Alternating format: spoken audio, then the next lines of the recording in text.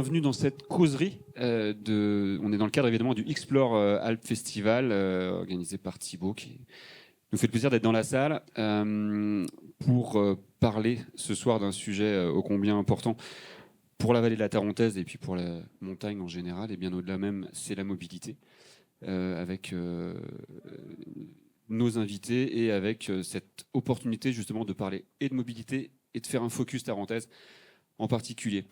Les invités tout de suite avec moi, donc on est avec Laurent Chel, Denis Bolaving, Valentine Loquet à côté de moi et Didier Chaumaz. Je vais vous demander tous évidemment de faire un tout premier petit tour de table pour vous présenter vous-même. Ce sera aussi simple comme ça. Laurent, multiples casquettes, donc pour essayer de faire court, quel est l'un principal ce soir lié à la mobilité et à cette causerie? Ce soir, j'interviens plutôt comme vice-président de la communauté de communes en charge de la mobilité et du transport, voilà, sur ce beau territoire. Denis. Donc moi j'interviens en tant que responsable commercial chez Poma, en charge des projets de transport urbain, ascenseur valléen, tout ce qui n'est pas de la neige. Didier Chaumaz avec nous. Alors moi je suis un utilisateur régulier de la ligne ferroviaire entre Chambéry et Bourg-Saint-Maurice.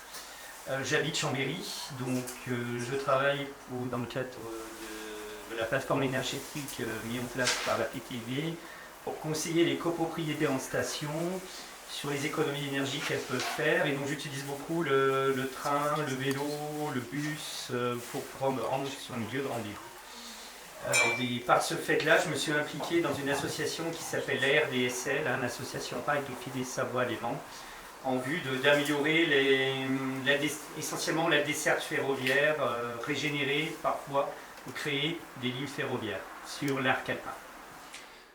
Et Valentine. Donc Valentine Loquet, APTV également, APTV, Assemblée du pays de Tarentaise-Vanoise, c'est peut-être pas le dire. Le syndicat mixte de SCOT qui rassemble les 5 communautés de communes de Tarentaise. Et donc, à cette fameuse APTV, je suis en charge des mobilités durables depuis 2 ans. Merci. On va commencer avec toi, Valentine. Là, on a fait le lien tout à l'heure. Il y a le train. Le train, on n'en a pas encore parlé. Tout le monde doit en parler à un moment ou à un autre, mais c'est ta spécialité aussi de t'être intéressé au réseau ferroviaire. Qu'est-ce qui est efficient ou qu'est-ce que tu pourrais dire aujourd'hui qui est choquant avec le réseau ferroviaire actuel, des choses qui avancent pas et ça te semble incroyable que ça avance pas? Eh ben, ce qui est choquant, c'est que à l'heure où je vous parle, là, je ne sais pas quelle heure il est, 18h30, quelque chose comme ça, je n'ai plus de train là pour redescendre à Chambéry. Hein. Le dernier train qui part de Bourg-Saint-Maurice, il part à 18h13, ce qui est, on va dire, très tôt. Imaginez, on peut citer, on va dire, plein d'exemples, hein, mais moi qui suis venu en train là. Train plus car, je passe la nuit ici, hein, parce que j'ai pas envie de venir en voiture, mais celui qui doit redescendre à Chambéry, il est condamné à prendre la voiture. Et en plus, il y a un train qui redescend à vide à 20h, hein, c'est-à-dire comme il y a en fait 9 circulations en jour de semaine, hein, dans le sens Chambéry, Bourg-Saint-Maurice et 8 dans l'autre, pour rééquilibrer, il y a un train qui redescend sans service, certainement avec un contrôleur. Alors, ce qu'il faut savoir, c'est que dans l'autre sens, donc sur les 9 circulations montantes, il y en a 5 qui arrivent à Bourg-Saint-Maurice après 18h30. 4 dire, du matin jusqu'à 18h30 et 5 circulations de 18h30 jusqu'à 23h30, 24h. Voilà des choses un petit peu qu'il faudrait revoir. Parmi, donc c'est justement le groupe de travail animé par Valentine, hein, où on essaie de faire en sorte que de révéler tout ça et de négocier, on va dire, avec aussi bien SNCF Voyageurs et même SNCF Réseau, hein, puisque là, ils nous pénalisent aussi. C'est-à-dire que le premier train qui arrive à Bourg-Saint-Maurice le matin, il arrive à 12h moins quand même. Donc, avant, c'est vrai qu'il y a des cars, hein, mais les cars, c'est beaucoup plus contraignant, c'est beaucoup plus long. D'ailleurs, ça, c'est-à-dire que quand on remplace un train par un car, toutes les études le montrent, le nombre de voyageurs diminue aussi. Laurent, en tant qu'élu, vous avez un dialogue régulier et clair avec la SNCF? Alors c'est un peu compliqué parce que le train, c'est pas une seule personne et ça serait magique hein, si on n'avait qu'un seul interlocuteur. On a un interlocuteur très jacobin, qui est très parisien, qui est très loin, donc on le voit pas. c'est tout. Les décisions sur ce qui nous touche vraiment au quotidien se prennent très très loin du quotidien. En plus, franchement, la montagne est quand même dans les dispositifs de la SNCF et pas prioritaire. On va pas dire que voilà, c'est pas ce qui compte. C'est une activité pour eux très très saisonnière qui est plus compliquée à mettre en œuvre. Donc, aller chercher des interlocuteurs, c'est d'abord la région, parce que l'interlocuteur des trains du quotidien, hein, des TER, c'est la région. C'est elle qui fait les investissements. Et si, là, on le voit bien, hein, il y a eu un petit déficit d'investissement ces 15 dernières années, je vais dire, bah, là, on est en train d'essayer de rattraper. Il y a eu l'annonce d'un plan d'investissement très fort par la région, mais ça veut dire qu'on va être, voilà, dans 4 ans, alors tiens, c'est marrant, c'est 2030, voilà. Mais dans 4 ans, on aura peut-être voilà, des nouvelles rames qui vont arriver, parce que si elles sont commandées maintenant, je ne suis pas un spécialiste du transport, mais c'est... Et puis après, bah, la région, on a derrière, effectivement, des interlocuteurs qu'on arrive à mobiliser qui sont plutôt sur les gares. Je pense à Gare et Connexion, par exemple, pour le projet de pôle d'échange multimodal. On arrive à discuter avec eux maintenant. On travaille un petit peu plus proche.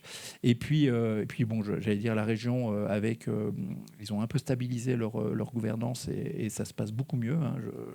On a et chez les techniciens et chez les élus, on est plus écouté. Hein. On a vu avec les rencontres organisées par Valentine et la PTV, les rencontres alpines de la mobilité. Et puis ensuite, là, on vient d'écrire, par exemple, au président de la SNCF pour lui dire donnez-nous un interlocuteur. Débrouillez-vous. On comprend que c'est pas vous qui allez gérer nos problèmes, mais voilà les problèmes que l'on a. Et on a besoin de cet interlocuteur. Parce que, voilà, tu as parlé du cadencement, hein, mais on a plein de sujets sur la SNCF, mais je pense que vous serez mieux que moi pour en parler. Oui, justement, là, Valentine lançait le sujet de l'intermodalité, justement, et de l'importance que les ascenseurs valéens soient pensés avec une gare, évidemment. C'est vrai qu'on citait Saint-Gervais, pour le coup, qui est, je pense, à prendre en exemple, un avis totalement extérieur. Il y a des projets comme ça en Tarentaise ? Des projets, oui. Donc il y en a plusieurs en Tarentaise.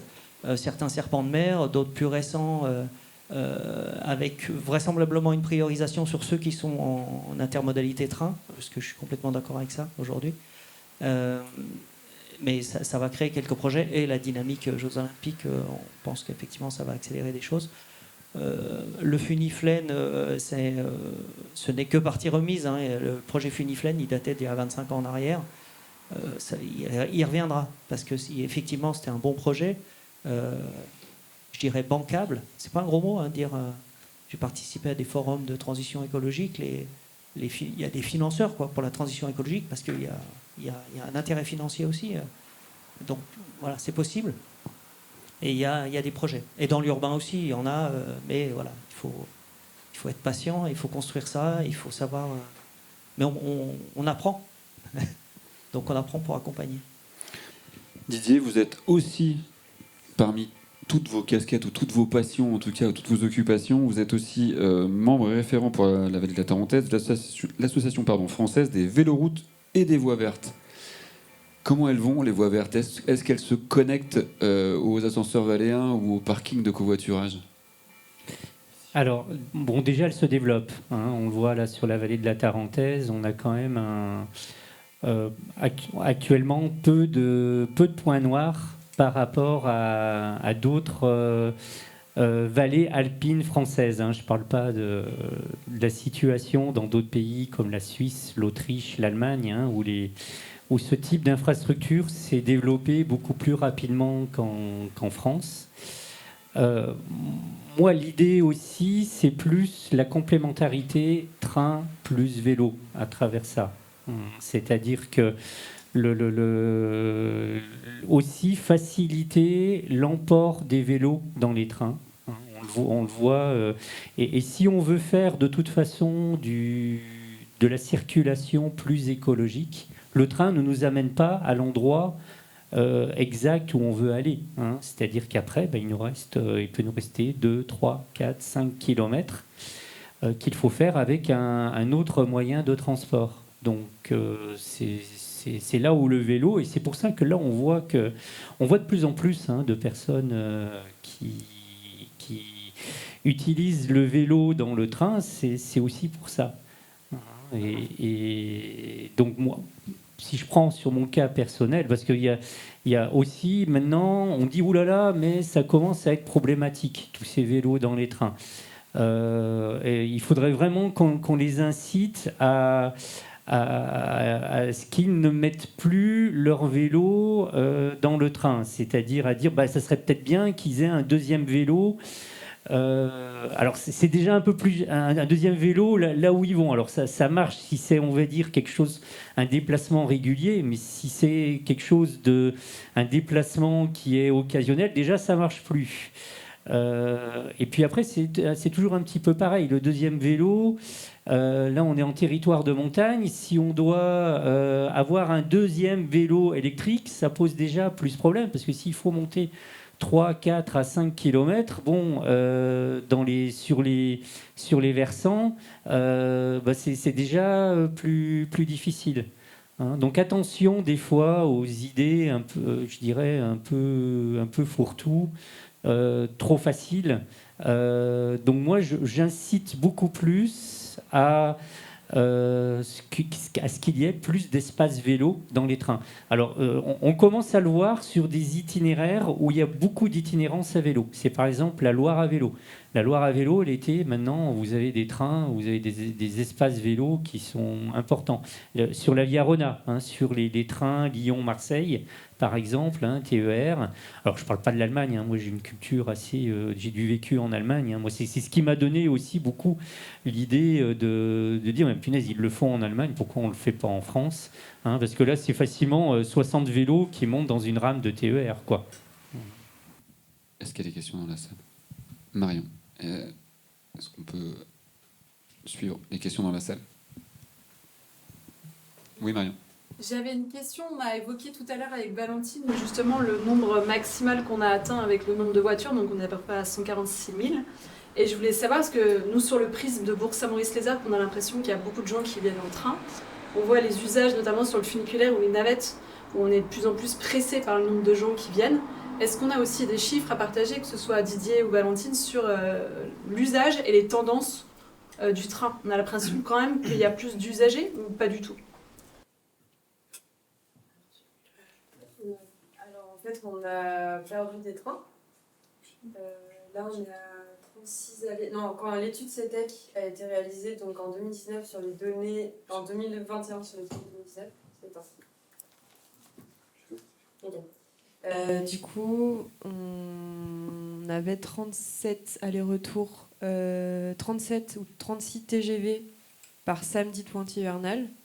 Et là, on estime qu'on en a perdu entre 1 et 5, je crois. Donc en fait, il y a de moins en moins de trains. Peut-être que Didier il a plus de précision.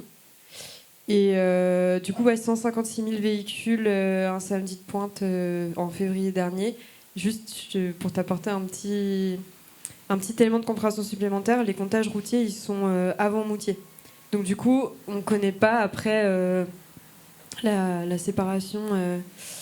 mais à mon avis, en fait, en termes de lits, c'est à peu près autant de lits côté tarentaise que côté haute-tarentaise. Donc ça paraît logique que les flux se divisent pareil. Et je pense que vous avez plus de trains plus de gens qui viennent en train parce que logiquement, t'arrives en train à Bourg, après tu prends le funi.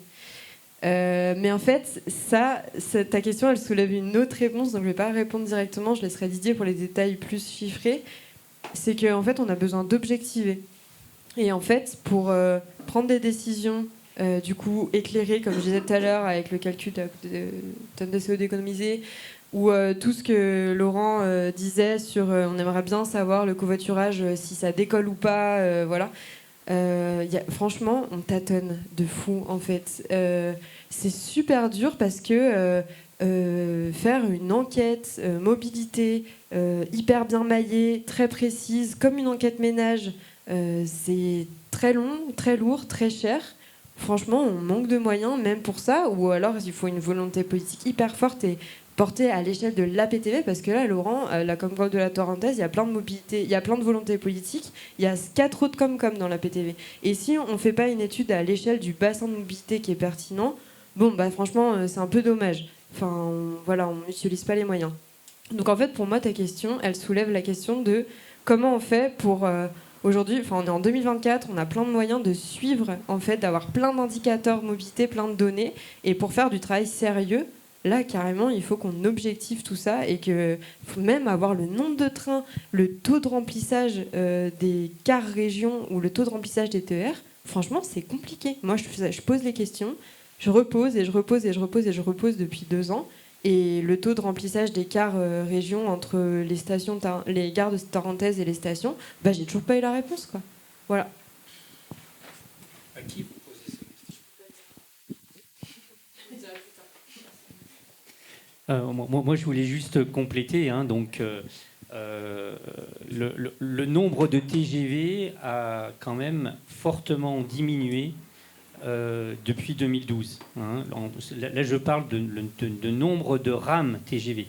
C'est-à-dire qu'on en a mis au rebut un bon nombre, 25% à peu près. On est si vous voulez, en ordre de grandeur, on est passé de 500 TGV à 400 TGV entre, on va dire, 2012 et 2023. Alors pourquoi en termes de stratégie SNCF, il faut savoir qu'en France, on a les péages les plus chers. C'est-à-dire qu'au niveau du ferroviaire, on ne veut pas faire payer le contribuable, on veut faire payer l'utilisateur, l'usager. Pour dire, à titre comparatif, en Italie, les péages ferroviaires, c'est 3 € du kilomètre en moyenne. En France, c'est 10 € du kilomètre. Allemagne, Autriche, Suisse, on est plutôt de l'ordre de 6 € du kilomètre. Donc la stratégie de SNCF Voyageurs, puisque SNCF Voyageurs paye un péage à SNCF Réseau, et SNCF Réseau, on lui dit, voilà, ça sera quasiment que les péages, que les recettes des péages qui vont vous servir à entretenir le réseau. Ce qui fait qu'en France, on est le pays où on donne le moins d'argent public au nombre d'habitants. Donc c'est un petit peu la conséquence de tout ça. Alors donc qu'est-ce que l'on fait ? Alors ça ne veut pas dire qu'il y a moins de voyageurs. Il y a moins de TGV, c'est sûr, qui arrivent pendant les week-ends de la saison de ski, mais ce sont des TGV qui sont extrêmement remplis et où on en met même 2 que l'on attache l'un à l'autre. Combien de personnes dans un TGV ? Alors, on est sur des... Alors, on va dire, on est sur 400 à 500 personnes, on va dire, par rame de TGV. Même pour les Ouigo, par exemple, on monte à 600, parce qu'ils ont réaménagé avec, effectivement, des places plus restreintes. On va dire le maximum, c'est par exemple 2... Alors, les Ouigo fonctionnent avec 2 rames. C'est-à-dire qu'un TGV Ouigo, c'est 1200 personnes transportées. Donc c'est pour ça que Ouigo, en fait, fait des tarifs aussi, on va dire, très bon marché, en quelque sorte. Et ce qu'il faut savoir, c'est que les trains Ouigo circulent beaucoup plus que les TGV Inouï, par exemple. On estime à peu près qu'un TGV par mois fait 30 000 à 40 000 km en TGV Inouï. Ouigo, c'est 2 fois plus. On monte à 60 000 à 80 000 km. Et il gère, on va dire, il gère un peu comme c'est déjà géré dans d'autres pays. C'est-à-dire que le service de ménage, l'entretien, il commence à le faire alors que le train, il n'est encore pas arrêté. Moi, j'ai l'exemple de la Bretagne. La Bretagne, c'est assez éloquent. Les TGV Ouigo pour la Bretagne font 2 allers-retours dans la journée. Le matin, ils font Paris-Brest, retour Brest-Paris, et l'après-midi, ils font Paris-Quimper, retour Quimper-Paris. Et ceux, par exemple, l'après-midi, qui veulent aller à Brest, eh ben, il leur propose une correspondance à Quimper et de terminer en TER Quimper-Brest. Hein. Donc c'est vraiment là optimisé. Hein. Alors pour dire, hein, est-ce qu'il y a plus de personnes qui viennent en train c'est pas dit, en fait, qu'il y en ait moins, parce qu'il y a moins de TGV, parce que des TGV, on va dire, mieux remplis, on n'a pas les chiffres. Hein. Par contre, moi, ce que je constate, parce que moi, je voyage beaucoup plus en semaine, et je remarque que les trains en semaine, pendant la saison de ski, sont beaucoup mieux remplis par les skieurs. Maintenant, c'est tous les jours de la semaine que c'est bien plein, en fait. Hein, c'est bien rempli. Enfin, quoi qu'il en soit, si on dit que un TGV égale 1000 personnes, moyenne, 400, et donc j'ai pris 1200 pour le Ouigo. Voilà, et donc combien de lits à remplir un samedi de pointe? Voilà. Les TGV se remplissent donc, pourra progresser, mais c'est pas the solution. 80%, hein. Et ils s'amortissent comme ça. Hein. Question. C'est plutôt une réponse. Je travaille à la gare, donc j'ai un peu les chiffres en tête. La première réponse, c'est sur le TGV. Donc effectivement, il y a moins de circulation TGV dans la journée.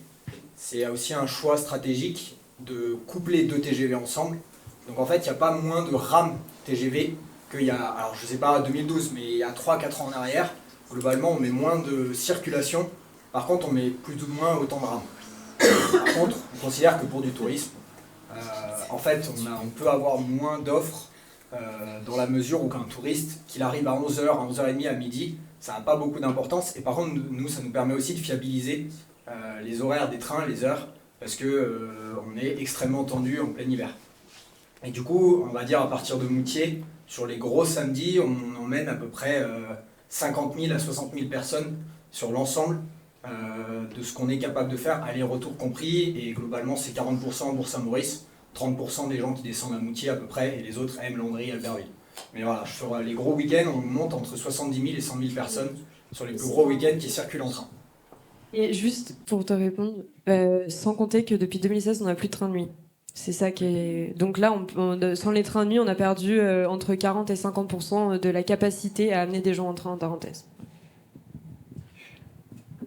Non, sur ce sujet, alors c'est vrai qu'on a parlé, on a un peu évoqué la question des infrastructures, enfin de la commande des trains et le fait qu'il y a peu de matériel roulant disponible. C'est le cas, c'est ce qu'on nous rétorque par exemple sur le train de nuit, hein, en disant on n'a pas de train à mettre sur une ligne comme ça, et c'est vrai que ces trains ne sont pas fabriqués ou sont fabriqués en Allemagne ou ailleurs, et effectivement faut les acheter. Après, il y a la question des infrastructures. Et c'est clair que là, le travail qui avait été fait avec CETEC et la PTV a montré les points faibles un peu du réseau et ce qu'on pourrait améliorer. Il n'y a pas longtemps, on a eu une présentation par le président du conseil départemental de Savoie, Hervé Guémard, qui est, alors qu'ils n'ont aucune compétence transport au départ, mais comme le disait Valentine, quelques petits points, en fait, ils sont quand même sur le réseau routier, par exemple, donc ils peuvent faire des choses. Mais il y a un engagement réel. Et on parlait... voilà, donc on sait ce qu'il faudrait améliorer, dans quel à peu près voilà, il y a une voie de garage à Bourg-Saint-Maurice parce qu'on ne sait pas stocker les trains.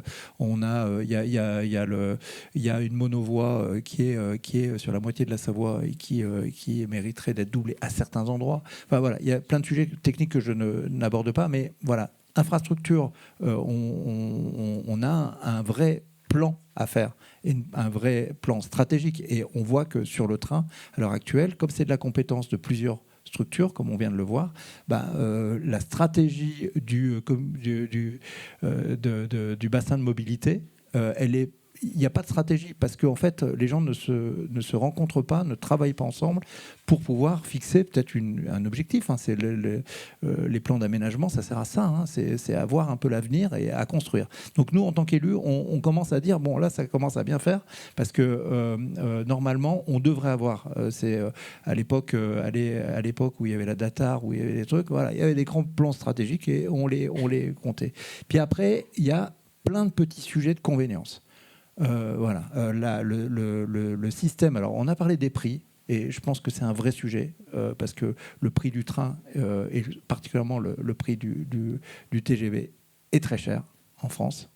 Et moi aussi, qui me balade quand même beaucoup en Europe, on est quand même très très cher. Alors c'est plein de raisons, hein, le poids historique de la SNCF et de son modèle de RH, entre autres. Et puis voilà, mais bon, ça c'est des sujets un peu à part. Donc il y a ce prix.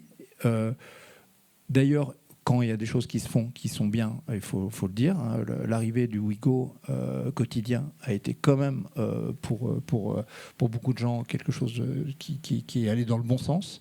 Après, il y a la question toujours de convénience, de la capacité à réserver. Alors moi, je regrette, hein, c'est vraiment un truc qui me frappe. Nos clients peuvent réserver 1 an à l'avance facilement leur hébergement. Ils sont obligés d'attendre 3 mois avant leur arrivée pour faire leur réservation. Et ça, c'est un vrai frein à la réservation. Parce que voilà, les TER qui ne sont pas réservables, alors ça, c'est insupportable. Il y a des gens, et ça touche aussi, par exemple, nous, sur les ailes de saison. On n'a pas de TGV avant, tu vois, par exemple, pour le Critérium, puisque je sais que tu es très présent sur le Critérium, on n'a pas de train qui arrive à ces moments qui sont pourtant où on a des moments un peu forts, événementiels, mais surtout on a l'arrivée dans notre Tarentaise à partir de mi-novembre, on a l'arrivée de tous nos travailleurs. Et c'est des gens qui, n'ayant pas de train, ne pouvant pas réserver quelquefois les liaisons, etc., viennent avec leur voiture. Et franchement, je pense que c'est des petits sujets comme ça, mais la question de la réservation et de l'optimisation, voilà. Et puis quelquefois, il faut travailler sur plein de canaux de réservation ou canaux à l'ère du numérique pour arriver. Alors bon, on a GoTigne, Go les Arcs, etc., qui essayent de trouver aussi des solutions pour optimiser. Mais c'est vrai que quelqu'un qui part de Paris et qui part d'un arrondissement un peu, etc., lui faire tout son trajet, ça semble normalement l'interconnexion de tous ces systèmes de réservation devrait être fluide à notre époque. À part Google, il n'y en a pas beaucoup qui le font, quoi. C'est clair. Et voilà, donc il y a plein de petits freins au ferroviaire qui sont à prendre en compte. Est-ce qu'il y a une question dans la salle? Oui. On prend souvent l'exemple de la Suisse pour son maillage interne et sa fiabilité pour les trains. Est-ce qu'on sait derrière ce que ça a donné comme résultat et comme évolution en termes de part de modalité, de flux de voitures pour les gens qui se rendent notamment dans les stations de ski là-bas? On a des résultats et des battus. Alors, ça fonctionne bien en termes de remplissage de train notamment? Oui, alors effectivement, hein, en Suisse, hein, c'est certainement le pays où les trains sont le plus remplis.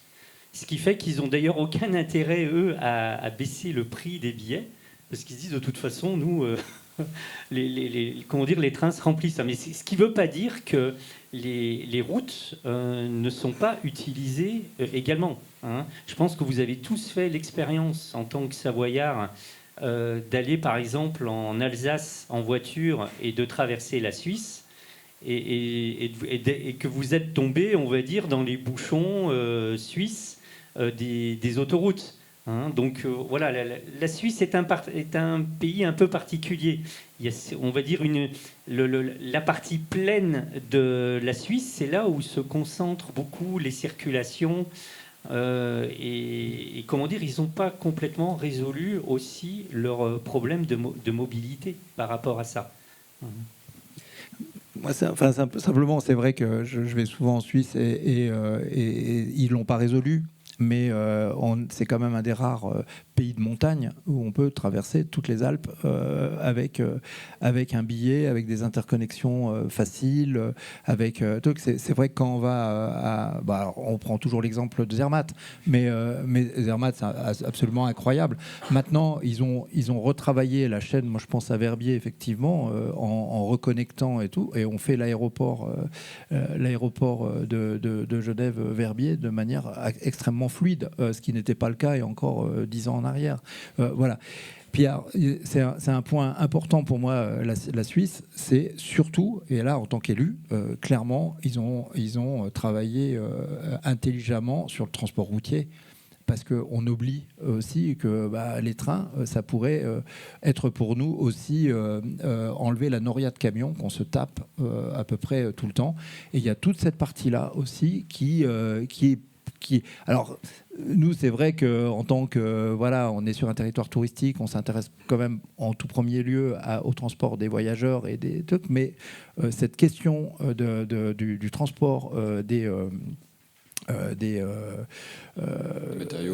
fret, etc., est quand même extrêmement prégnant. Et tu vois, je me tourne vers toi parce que moi j'ai vu l'arrivée de la catastrophe de Flaine, parce que tout le monde a mis des contraintes sur le système sans mettre des solutions. Donc après, on arrive à un appareil qui devrait s'arrêter un petit peu partout, arrive à des endroits parce que ça arrange, que la connexion avec la gare a été remise en question régulièrement, alors que c'était la base même du sujet. Et puis, quand on commençait à parler de fret, comment on monte des ah ben non, ça ne pourra pas le résoudre. Et ça, je pense que c'est une vraie erreur. Quand on regarde sur Zermatt, le premier poste de transport, c'est le fret. Et je pense qu'il faut qu'on ait aussi cette partie-là, parce que en termes d'impact, alors là pour le coup, puis d'impact sur la santé, la biodiversité, enfin, nos amis chamoniards sont absolument ravis en ce moment que le tunnel soit fermé, clairement. Denis, ouais, c'est vrai que c'est un sujet important. Juste sur Funiflen, je ne suis pas tout à fait d'accord sur la logistique, parce qu'on avait quand même fait... et on avait mené une réflexion et on avait proposé des solutions de logistique. On a progressé encore depuis, parce que ce qui compte, c'est vraiment la bagagerie. Effectivement, j'ai été interviewé par une journaliste il y a quelques semaines en arrière. Elle me disait génial les ascenseurs Valéens et compagnie, mais un Parisien qui vient au ski, on est encore loin du compte sur la logistique de domicile, quoi. Et on y travaille. Donc à part les Arcs et Saint-Gervais maintenant. Voilà. Donc là, il y a sûrement peut-être d'autres exemples, en tout cas en France. Pouvoir mettre quelqu'un de la gare de Lyon au sommet de la station. Oui, mais elle remettait même en cause le sujet, et ça rejoint ce que tu disais, Laurent, faut déjà arriver à la gare de Lyon.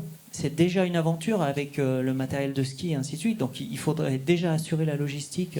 C'est pour ça qu'on est fiers avec nos systèmes du premier kilomètre, puisque maintenant qu'on a des transports urbains, on a le premier kilomètre et on a les derniers kilomètres.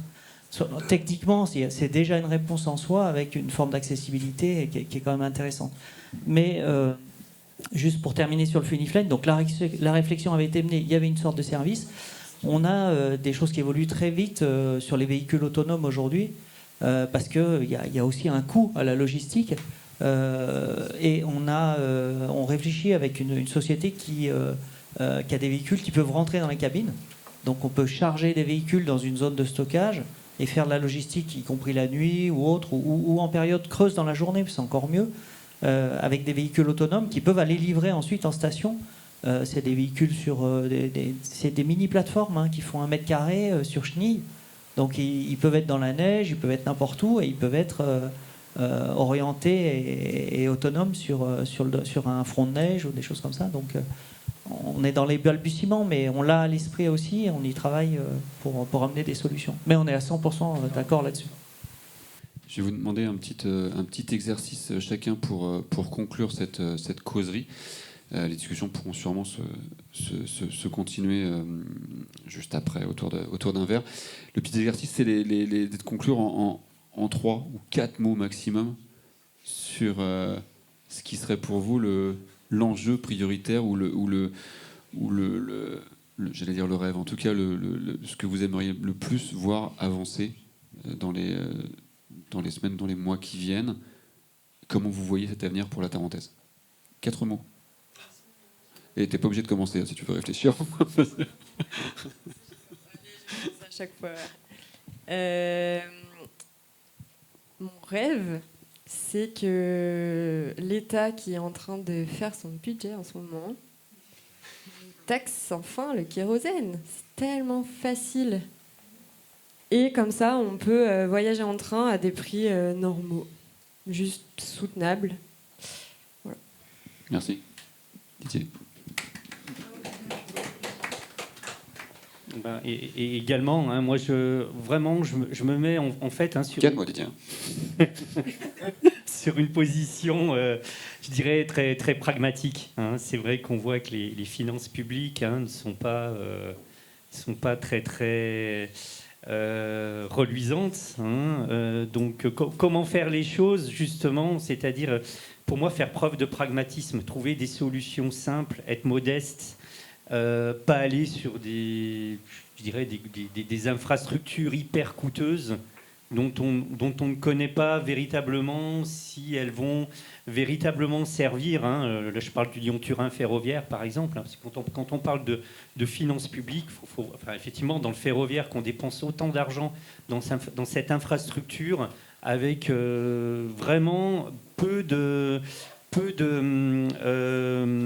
on va dire, d'issues positives. On n'est pas sûr que, on va dire, les chargeurs, d'un point de vue fret, vont suivre. Donc c'est extrêmement risqué et extrêmement destructeur de l'environnement. Donc voilà, moi je suis vraiment sur ce pôle, on va dire, de redonner à la population, de faire en sorte que plus personne puisse avoir l'excuse de dire « moi je ne peux pas faire autrement que de prendre la voiture ». Voilà, hein. Donc ça passe vraiment par un maillage. On est tombé à 28 000 km de voies ferrées. On avait plus de 60 000 km de voies ferrées, on va dire, dans les années 30. Hein. La Suisse a maintenu son réseau ferroviaire, l'Italie a maintenu son réseau ferroviaire. Nous effectivement, la voiture a supplanté cela en disant bah non, les gens vont beaucoup plus utiliser la voiture, le train s'est dépassé. Mais simplement, on commence à voir que les politiques se disent mais est-ce qu'on se serait peut-être pas trompé par rapport à ça, hein. Et effectivement, on commence quand même à voir un changement. Je dirais, quelles que soient les tendances politiques, je dirais, c'est un peu mon analyse. Ok, merci. Ok, c'est une question de valeur et de mesure. Denis, tu as eu le temps de réfléchir en plus. Ouais. Moi, je vais dire, faisons confiance aux jeunes et retroussons-nous les manches pour les accompagner dans leurs idées à eux, parce que je pense qu'ils ont plein de trucs sympas à nous faire faire. Mais je dis pas que c'est à eux de faire le boulot. Laurent, en 4 mots, non mais vraiment, non, ceux qui me connaissent savent que l'exercice est impossible pour moi. C'est pour ça, il était pour toi en fait à la base. Non, je vais pas clôturer le sujet. Clairement, c'est faux de dire qu'on se préoccupe pas de ces sujets-là et qu'il n'y a rien qui se fait. Et en même temps, on sent bien qu'il y a une vraie urgence à aller beaucoup plus loin. Et tout ça est multicanal. Il n'y a pas que le train. On est vraiment en front sur plein de sujets qui participent à la transformation de notre territoire. Et il faut qu'on y aille. Voilà. Donc on y met de l'énergie. Il y a une question de culture aussi, effectivement, au cœur de ce sujet-là. Voilà. Allons-y. Merci à tous, merci à nos invités, je vous laisse les applaudir. Donc Valentine a plein de choses à vous donner. Nous, on peut aussi vous donner rendez-vous si vous voulez revoir et partager. Ce sera bientôt disponible sur Mountain Changemaker, puisqu'on était tous là aussi pour capter en vidéo ces causeries, ou cette causerie en tout cas. Merci à tous et très bonne soirée.